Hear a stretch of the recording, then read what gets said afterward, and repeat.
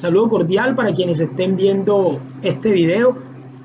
Mi nombre es John Jairo Barrios Velilla, psicólogo, especialista en neuropsicopedagogía.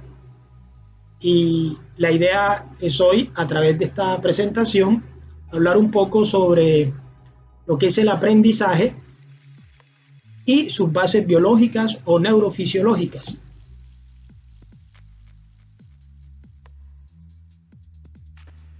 A manera de introducción,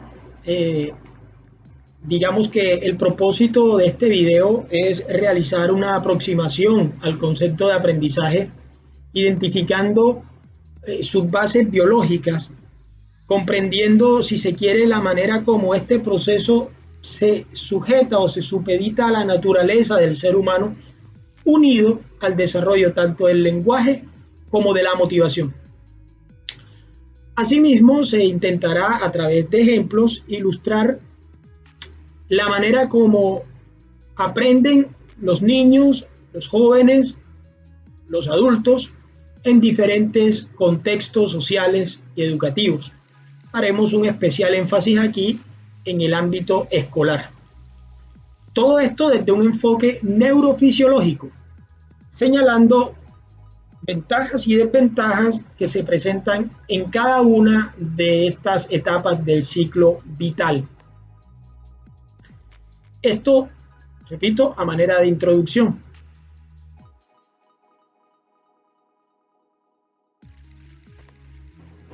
Entremos entonces de lleno al concepto de aprendizaje, entendiendo que a lo largo de la historia muchos autores han escribido, han dado sus propias definiciones y conceptos de lo que es el aprendizaje. Tomaremos nosotros como referencia el concepto que nos ofrece Jung.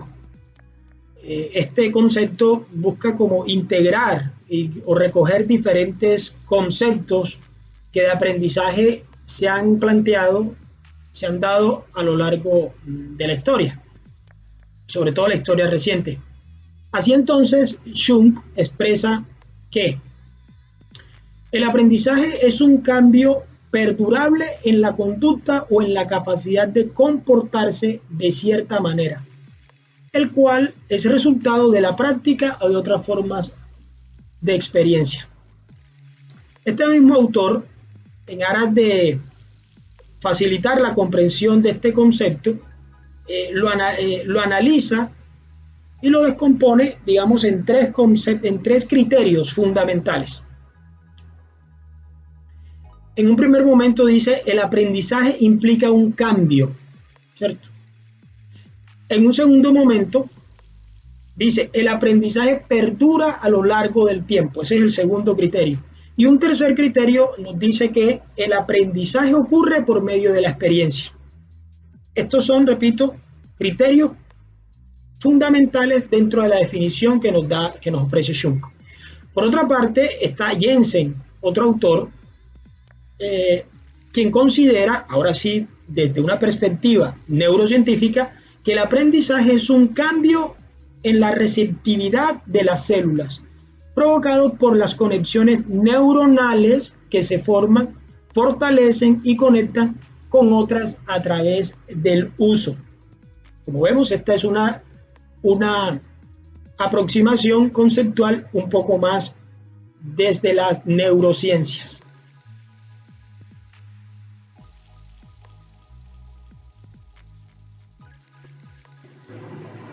El aprendizaje resulta, en principio, un proceso biológico. Quizá constituye uno de los principales procesos para el ser humano, puesto que este es el que le permite desarrollarse y incorporarse adecuadamente a la sociedad. Ahora, hablar de las bases biológicas del aprendizaje es remitirnos a entender cómo funciona nuestro sistema nervioso central y la incidencia que éste tiene en la forma como actuamos y nos comportamos. El sistema nervioso central está compuesto por el cerebro y la médula espinal. A su vez, estos están constituidos por miles de millones de neuronas. Las neuronas son la unidad funcional de nuestro sistema nervioso. A partir de la forma como las neuronas se conectan entre sí y forman redes neuronales, es decir, producen conexiones sinápticas, en esta misma medida estaremos hablando de cómo ocurre el aprendizaje en el ser humano en las diferentes etapas de su vida. Para los seres humanos, el aprendizaje comienza a través de la experiencia sensorial, es decir, estímulos que percibimos a través de los órganos de los sentidos y que son organizados, son de alguna manera transmitidos y procesados por el cerebro a través de diferentes estructuras claramente diferenciadas, pero que a la vez están integradas. Para comprender, digamos, desde una perspectiva biológica cómo se da el aprendizaje, es necesario también conocer cómo funcionan y se organizan las neuronas, estas unidades funcionales del sistema nervioso. En la medida que entendemos esto, es posible comprender todos los procesos biológicos que subyacen al aprendizaje. A partir de diferentes estudios e investigaciones, la ciencia ha dado cuenta de que existen unas estructuras cerebrales que participan, como ya hemos dicho, en el proceso de aprendizaje. Estructuras como la corteza cerebral, el tallo cerebral, el cerebelo, la formación reticular, tálamo, hipotálamo, amígdala, el hipocampo, el cuerpo calloso, los lóbulos, frontal, parietal, temporal y occipital, son parte fundamental dentro de la forma como se puede explicar el aprendizaje en los seres humanos. En la medida que comprendemos las funciones de cada una de estas estructuras, estaremos atendiendo y estaremos comprendiendo cómo ocurre y cómo se da el aprendizaje. Entender el funcionamiento de estas estructuras también nos permite conocer cómo logramos los seres humanos hacernos al lenguaje, por ejemplo, o comprender un poco cómo funciona la motivación. Todos estos son procesos que se explican también desde una perspectiva neurofisiológica. Existe, por ejemplo, una estructura cerebral altamente comprometida en el proceso de aprendizaje de los seres humanos. Se trata de la corteza prefrontal. Esta zona para muchos es la que nos diferencia de cualquier otra especie animal, es la que ha logrado desarrollar la especie humana de tal manera que le permite, le permite asumir todo tipo de actividades mentales complejas, la asociación y organización de estímulos externos, la conciencia, las funciones ejecutivas, el poder realizar planes, el control y regulación de las emociones, y una muy importante que es la metacognición, es decir, que el ser humano sabe que sabe, es una de lo que nos distingue, una de las características que nos distingue de cualquier otro ser vivo. Decíamos que cada una de estas estructuras cerebrales responde a una función en particular, aun cuando no trabajan de manera autónoma. Ciertamente en la ciencia ha podido establecer que es en algunas de estas zonas donde de alguna manera radica y se da de manera clara, es la zona que se activa cuando se producen algunas funciones cognitivas, cuando se evidencian algunas funciones cognitivas. La corteza cerebral, es la que procesa la información sensorial, ya habíamos dicho, regula funciones del aprendizaje y la memoria que es una función cognitiva clave dentro del proceso de aprendizaje. Está, digamos, también lo que es el cerebelo, todo lo que es el tema de control muscular, equilibrio corporal, la adquisición de habilidades motoras tan importantes dentro de ese proceso de integración sensorial en las primeras etapas del ciclo vital, el tálamo y el hipotálamo. El tálamo que envía información de los sentidos a la corteza, y por el otro lado está el hipotálamo, que es el quien controla funciones corporales homeostáticas, es decir, lo que es el sueño, el hambre, la temperatura, la sed. La amígdala, una estructura importantísima dentro de este proceso, es la que controla las emociones y la agresividad, evalúa el nivel de riesgo incluso y de peligrosidad de la información sensorial.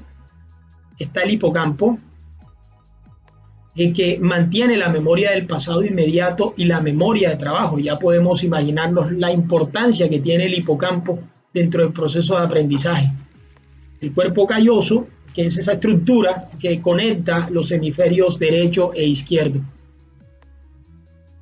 Y el lóbulo frontal, como ya habíamos dicho, que es crucial, importantísimo para el procesamiento de la información, para la memoria, la planeación, la toma de decisiones, el establecimiento de metas, la creatividad, en fin, todo esto es trabajo del lóbulo frontal.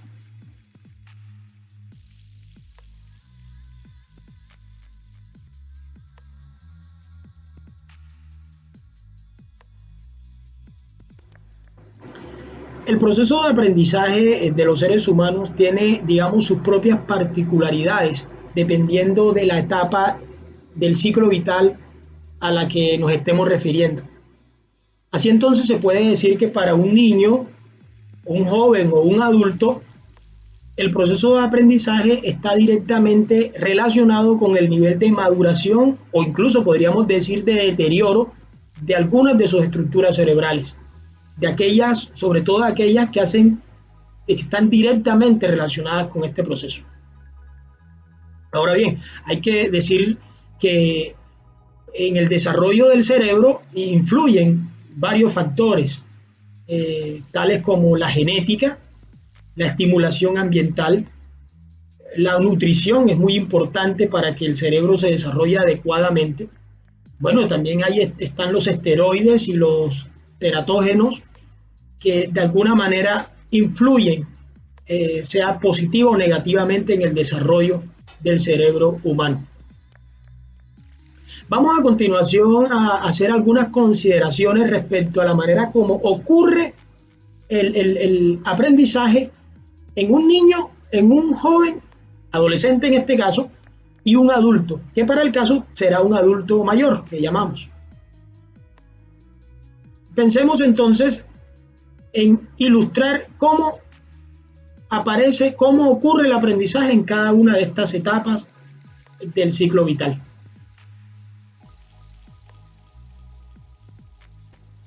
En un primer ejemplo tendremos en cuenta cómo ocurre el aprendizaje en un niño de 5 años. Un niño de 5 años está en edad preescolar y el manejo que éste puede darle a una tablet.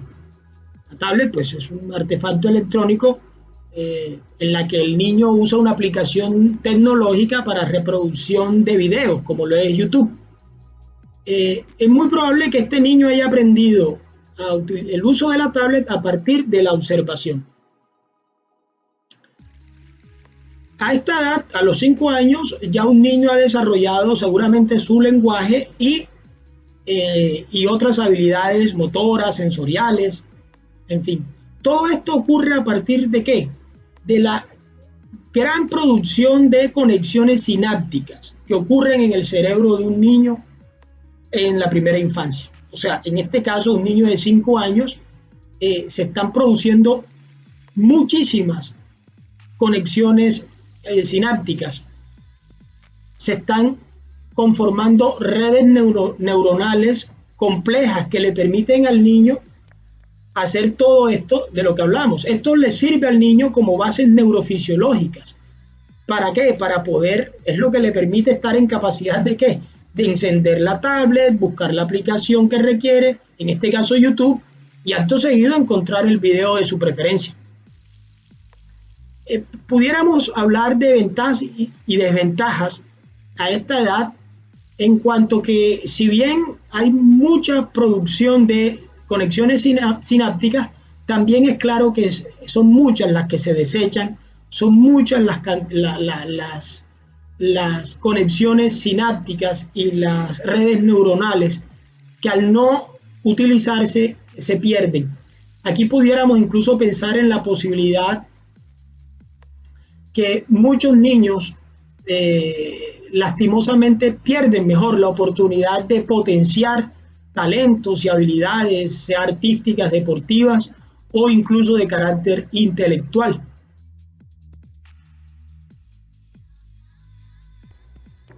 En un segundo momento, este segundo ejemplo, estaríamos pensando ahora en el caso de un adolescente de 14 años y la usabilidad que le da a una tablet, tal como el niño, en la que este adolescente puede escuchar su música favorita, ver videos, series, películas de su predilección, incluso interactuar con sus pares a través de las redes sociales o jugando en línea, juegos de video pues en línea.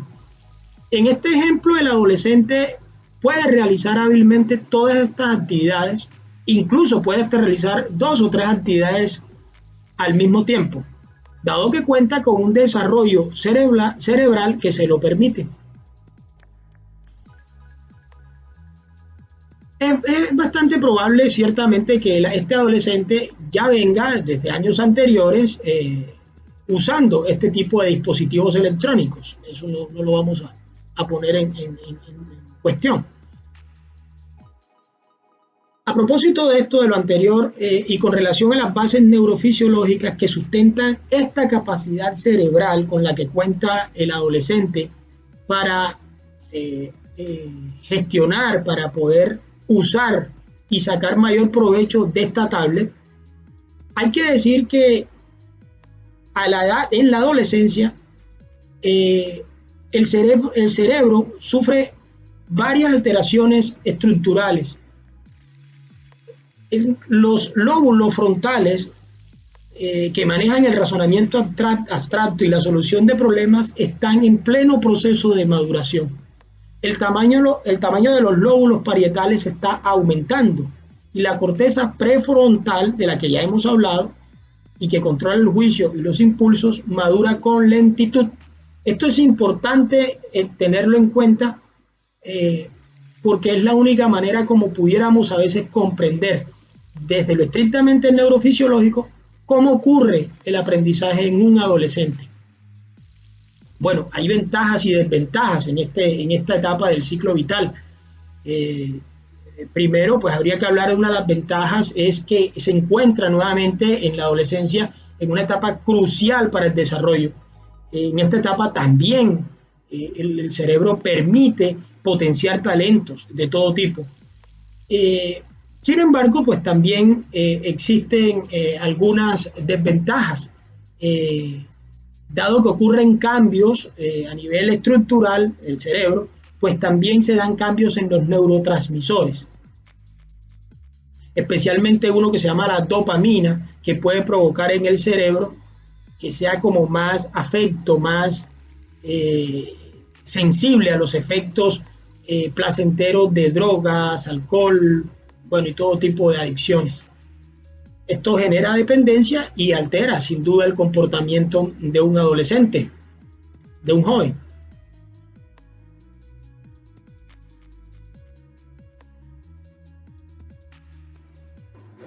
Por último, vamos a presentar el caso de un adulto. En este caso hablamos de un adulto de un señor que cuenta con 75 años de edad.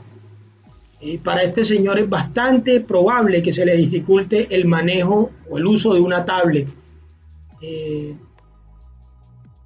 Más aún si no ha contado nunca con la suficiente estimulación ambiental que le permita desenvolverse con este dispositivo. Con relación a las bases biológicas del aprendizaje en esta etapa del ciclo vital, son precisamente estas bases biológicas las que explican esta situación. ¿Por qué se le dificulta tanto a una persona de esta edad aprender cosas nuevas? Claro, porque ha disminuido la producción de conexiones sinápticas y de redes neuronales complejas a nivel cerebral. Así entonces comienzan a presentarse dificultades en sus capacidades intelectuales. Ya sus funciones cognitivas, esos dispositivos de aprendizaje básicos comienzan a verse como mermados, se ven afectados negativamente, principalmente una, en la mayoría de los casos, que es la memoria. Hay que decir también que el cerebro de una persona de esta edad se vea afectado en muchos aspectos no significa que no pueda utilizar una tablet o cualquier otro dispositivo electrónico.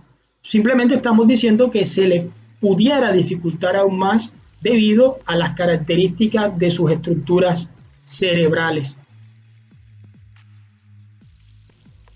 Siendo la memoria y el aprendizaje, digamos, dos procesos íntimamente relacionados, casi que imposibles de separar, dirían algunos autores, eh, podríamos pensar como justamente una desventaja en esta etapa del ciclo vital respecto al aprendizaje, el hecho mismo que se vea reducida un poco, mermada la memoria, el deterioro o de algunas de las estructuras cerebrales que participan dentro del procesamiento para la consolidación de la memoria a corto, mediano y largo plazo, afectan sin duda la capacidad de aprender o pudiera afectarla.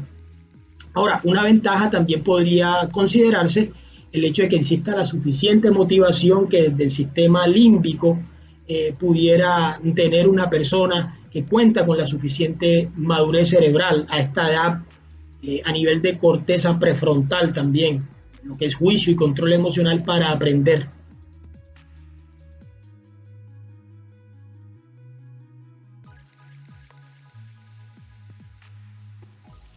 Bien, ya vimos cómo ocurre el aprendizaje para un niño, un adolescente y un adulto, eh, desde las bases neurofisiológicas en un ambiente, llámese social o familiar.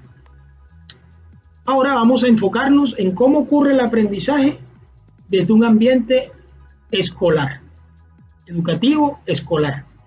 Para esto tomaremos como referencia al adolescente del ejemplo anterior. Dijimos que tenía 14 años, vamos a asumir que está en nivel de secundaria, en 9º grado, y estudia en una institución educativa X. Para darle sustento teórico a lo que serían las bases biológicas del aprendizaje para este estudiante, es importante recalcar que el cerebro está constituido por células interconectadas que realizan una sofisticada mensajería química y física dentro del cerebro y con el resto del organismo, que tiene incidencia en el resto del organismo. De alguna manera de eso se trata el aprendizaje. Es una serie de procesos electroquímicos que ocurren a nivel cerebral que dan pie a que ocurran los cambios de comportamiento que perduran en el tiempo. Eso es lo que conocemos como aprendizaje. De alguna manera el cerebro es quien recibe la información, la selecciona y prioriza mediante lo que vamos a llamar unos filtros cerebrales. Esta información se procesa en la corteza prefrontal, la registra y emite respuestas y consolida capacidades. Al respecto, también Jung, uno de los autores que venimos mencionando, plantea que durante esta etapa en el adolescente ocurre un engrosamiento de las células del cerebro y reorganizaciones masivas de la sinapsis, lo que hace que esta etapa sea fundamental para el aprendizaje. Recordemos que esta parte del cerebro que acabamos de mencionar, la corteza prefrontal, durante esta etapa de la adolescencia se encuentra en un periodo de maduración lenta, diríamos, lo cual puede dificultar el control de las emociones o el establecimiento de prioridades, incluso a nivel escolar. Es muy común que muchos estudiantes se nos caigan, entre comillas, académicamente en esta etapa. Hay situaciones que antes no les preocupaban y ahora les preocupan. con mayor, o le dan mayor prioridad, la relación consigo mismo, con sus pares, con las figuras de autoridad, llámese padres de familia, docentes, sabemos que se vuelve un poco más complicada, producto precisamente de eso, de que aún está bastante, que la maduración de esa corteza prefrontal es bastante lenta, se ralentiza en esta etapa de la vida. Continuando con el planteamiento de los filtros cerebrales, este autor de Gudiño nos plantea que existen tres filtros que de alguna manera van siendo flanqueados en la medida que existe un ambiente educativo, un ambiente escolar lo suficientemente agradable que le permita al adolescente sacar provecho de la clase, de ese conocimiento. En la medida que la clase se vuelve es agradable, en esa medida también es muy probable que el conocimiento sea mucho más asequible para el estudiante. Esto es algo que debe tenerse en cuenta en un contexto escolar, en el aula de clase, y es la estructura cerebral de un adolescente. Justamente Jung también plantea unas estrategias que surgieron a partir pues, de una investigación del cerebro. Él nos da unas sugerencias, como cuáles, para poder flanquear estos filtros cerebrales y que el conocimiento se pueda consolidar, el aprendizaje se pueda consolidar en el adolescente. 1. Proporcionar instrucciones sencillas y directas. 2. Usar modelos o referentes. El adolescente tiende a idealizar, ¿no? El asegurarse de que los estudiantes desarrollen competencias, ¿cierto? Desde el hacer, desde el saber hacer, desde el ser. E incorporar la toma de decisiones, tan importante para un adolescente.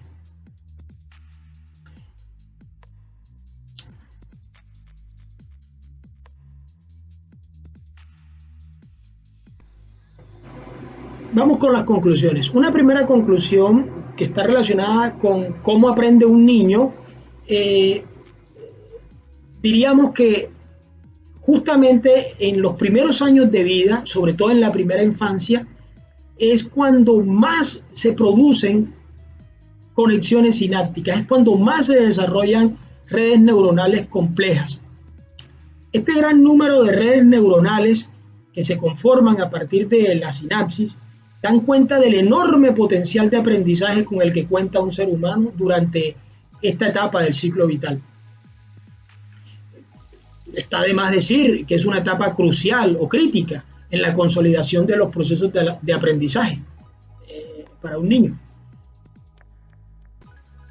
Una segunda conclusión estaría pensada desde cómo aprende un joven, en este caso el adolescente que estuvimos mencionando en el ejemplo.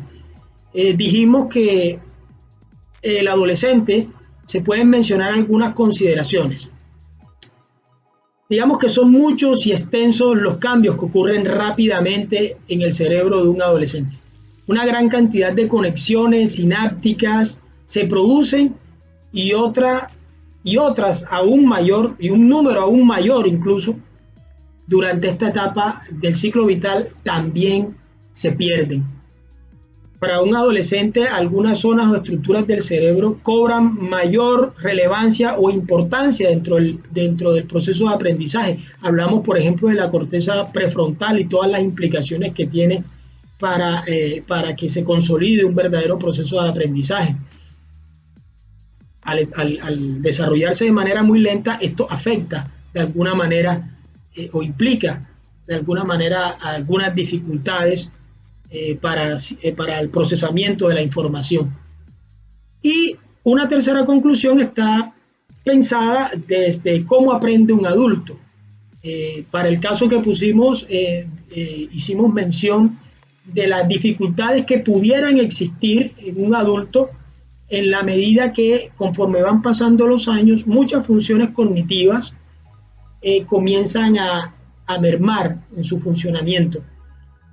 La producción de redes neuronales y de conexiones sinápticas también disminuye, lo que implica necesariamente una reducción, una disminución en cuanto a las funciones cognitivas, de manera especial la memoria. Y dijimos que aprendizaje y memoria son dos procesos que no se pueden separar.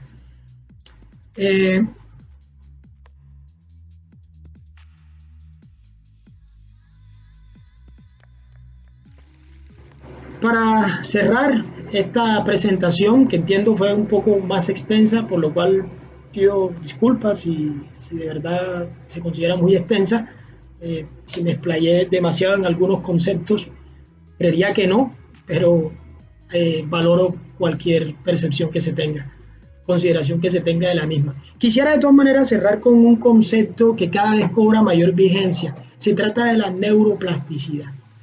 Es un concepto que viene cada vez siendo más y mejor estudiado por parte de la comunidad científica y cada vez se saben más cosas sobre este concepto. Diríamos en un primer momento que la neuroplasticidad cerebral es la capacidad que tiene el cerebro mismo de autorremodelarse. Esto como producto de una adecuada estimulación externa, gimnasia cerebral, una alimentación sana, buenos hábitos de vida. Y lo importante es que esta neuroplasticidad de la que tanto se viene hablando se puede dar en cualquier etapa del ciclo vital, desde niños hasta personas de la tercera edad o adultos ya mayores. Pues agradezco la atención prestada, esperando pues que haya sido de agrado para quien escuchó esta presentación y esperando pues que haya sido lo suficientemente claro en el momento de plantear cada una de estas ideas. Muchas gracias nuevamente y hasta la próxima.